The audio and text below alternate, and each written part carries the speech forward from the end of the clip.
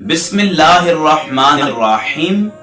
Yazid वो बदबख्त है कि जिसने नबी सल्लल्लाहु अलैहि वसल्लम के नवासे खातून जन्नत के शहजादे सैयदना इमाम हुसैन अलैहिस्सलाम को रेगज़ार करबला में बड़ी बेदर्दी के साथ शहीद करवाया।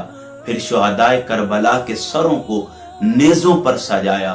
फिर खानवादे नबूवत की शहजादियों को कूफा से शाम तक पाबंदे सलासिल जंगी कैदी बनाकर फहराया। लबे हुसैन पर दरबारे दमिश्क में छड़ियां बरसाई गई। फिर अल्लाह के घर और हरम पाक की हुर्मत को पामाल किया गया। गिलाफ काबा को शहीद किया गया। मदीना यानी हरम सानी मदीना तैयबा की हुर्मत को पामाल किया गया और वाक़िया हर्रा रोनमा किया गया। लेकिन आज यजीद के नाम लेवा और हमदर्द जो आटे में नमक के बराबर भी नहीं है, वो यजीद को रहमतुल्लाह ताला अलैह कहते हुए आम्मतुन्नास के सामने ये तासुर पैदा करने की कोशिश करते हैं कि यजीद बड़ा नेक, मुत्तकी और पारसा था। हालांकि इनके अपने बुजुर्ग यजीद को लान तान का मुस्तहिक करार देते रहे हैं, लेकिन अपने ही आबाओ अजदाद की तालीमात से बेबहरा और बागी आज यजीद का भरपूर दिफा कर रहे हैं। यजीद मुसलमान था नहीं, यजीद बिल्कुल मुसलमान है रहमतुल्लाह ताला अलैह। खैर, मैं हस्ब आदत इंतहाई इल्मी और तहकीकी अंदाज में आज इस बातिल अकीदे का रद्द पेश करूंगा। नाजरीन, मौजूदा जमाने में लोग यजीद बदबख्त का दिफा करते हुए कहते हैं कि वो सहाबी रसूल का बेटा है, ताबईन में शामिल है, इसलिए उसका नाम इज्जत से लिया करो और उसकी तकरीम किया करो। अब इन नादानों को क्या खबर कि अल्लाह रब्बुल इज्जत ने कुरान मजीद की सूरह बकरा की 124 नंबर आयत में फरमाया। अब यहाँ खिताब अल्लाह के खलील सैयदना इब्राहीम से है। अब रब फरमा रहा है, ए इब्राहीम, हमने आपकी ज़ुर्रियत में इमामत को रख दिया, लेकिन याद रखिए हमारा ये वादा उसी के लिए है जो आपके नक्शे कदम पर चलते हुए राह अजीमत इख्तियार करेगा। जो जालिमों में होगा उसके लिए हमारा कोई वादा नहीं है। अब अल्लाह ने यह खिताब अपने खलील से किया है, तो फिर यजीद बदबख्त की क्या हैसियत और हकीकत बाकी रहती है। नाजरीन, यजीद ने 3 ऐसे स्याह कारनामे सरंजाम दिए जिनके सबब वो लानत का मुस्तहिक ठहरा।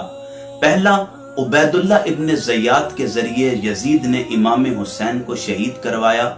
फिर इब्न ज़ियाद ने दरबार में बैठकर सैयदना इमाम हुसैन के सर को छड़ी से कुरेदना और मारना शुरू कर दिया।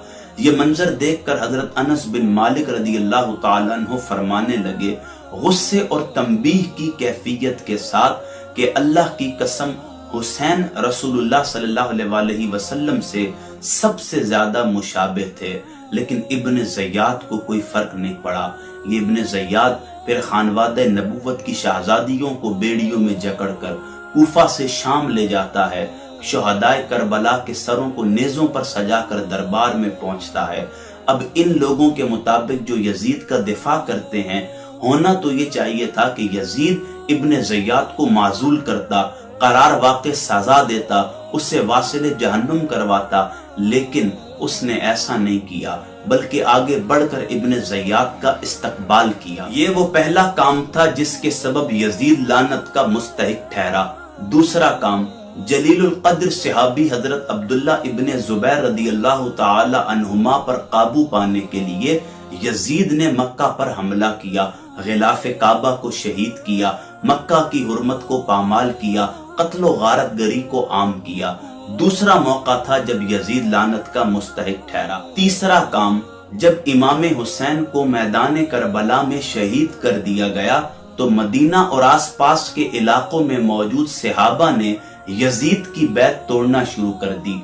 यजीद ने जबरी बैत के तसल्लुत को कायम रखने के लिए मदीना यानी हरम सानी पर हमला किया और वाक़िया हर्रा रोनुमा किया।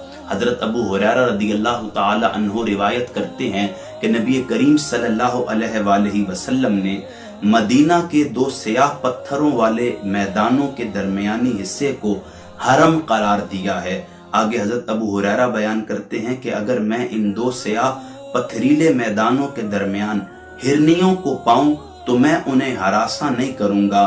آپ علیہ السلام نے مدینہ کے ارد گرد 12 میل کا علاقہ محفوظ چراگاہ قرار دیا ہے، یعنی جس علاقے کو اللہ کے نبی حرم ثانی قرار دے رہے ہوں، یزید بدبخت نے اس مدینہ کی حرمت کو پامال کیا، صرف اپنی جبری بیعت کو اور ملوکیت کے دور کو آگے بڑھانے کے لیے، ذاتی انا کی تسکین کے لیے، بادشاہت کی حرص اور لالچ میں۔ یہ وہ تیسرا کام تھا جس کے سبب یزید لعنت کا مستحق ٹھہرا۔ اس نے حرہ کا واقعہ رونما کیا، صحابہ کرام کو شہید کیا، مدینہ کی حرمت کو پامال کیا، اللہ اور اس کے نبی صلی اللہ علیہ وآلہ وسلم کو تکلیف پہنچانے کی سعی ناکام کی۔ خیر، ایک حدیث آپ کے سامنے آخری عرض کر دیتا ہوں۔ صحیح بخاری کی 4024 نمبر حدیث ہے۔ حضرت سعید بن مسیب روایت کرتے ہیں، پہلا فساد جب برپا ہوا، یعنی عثمان رضی اللہ تعالی عنہ کی شہادت کا، تو اس نے اصحاب بدر میں سے کسی کو باقی نہیں چھوڑا۔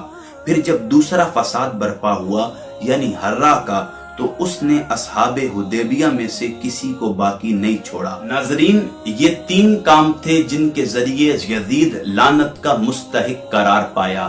ویسے تو یزید کی ساری زندگی گناہوں اور غلاظتوں کا ڈھیر ہے۔ اس نے اللہ کے گھر کی حرمت کو پامال کیا، غلاف کعبہ کو شہید کیا، حرم ثانی مدینہ پر حملہ کیا، ہزارہ صحابہ کو قتل کیا، خانوادہ نبوت کے سروں کو نیزوں پر سجایا، نبی صلی اللہ علیہ وآلہ وسلم کے گھر کی شہزادیوں کو کوفہ سے شام تک پابند سلاسل جنگی قیدی بنا کر پھرایا، اہل بیت کا بغض اس کے دل میں بھرا ہے۔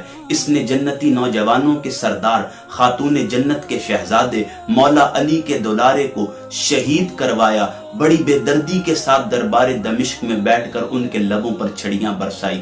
یہ کس قدر لعنت کا مستحق ہے آپ مجھ سے بہتر جانتے ہیں۔ جس نے اللہ اور اللہ کے رسول کو تکلیف پہنچائی ہو، جس لبوں پر نبی صلی اللہ علیہ وآلہ وسلم بوسہ دیا کرتے تھے، جنہیں نبی صلی اللہ علیہ وسلم اپنے کاندھوں پر سوار کیا کرتے تھے، جو خاتون جنت کے لخت جگر تھے، اس نے ان کو تکلیف دی، انہیں ایذا پہنچایا۔ اب میں اس کے بارے میں کیا آپ کے سامنے باتیں کھول کر بیان کروں، لیکن آخر میں اتنی ہی عرض کروں گا کہ آج جو لوگ اس بدبخت کا دفاع کر رہے ہیں، انہیں ذرا سوچنا چاہیے کہ ان کے اپنے ہی آباء و اجداد اس پر لان تان کرنے کو جائز سمجھتے تھے۔ خیر، آخر میں اتنا ہی کہوں گا کہ ویڈیو بنانے کا مقصد کسی کی رائے کو ہدف تنقید بنانا نہیں، بلکہ صحیح معنوں میں قرآن و سنت کی تعلیمات کو بیان کرتے ہوئے سیدنا امام حسین کے قاتل یزید کو لان تان، یعنی اس پر لعنت بھیجنے کے حوالے سے لوگوں کو جواز فراہم کرنا ہے کہ وہ 3 کاموں کی وجہ سے مستحق لعنت قرار پایا، اور میں نے بالتفصیل آپ کے سامنے بیان کر دی۔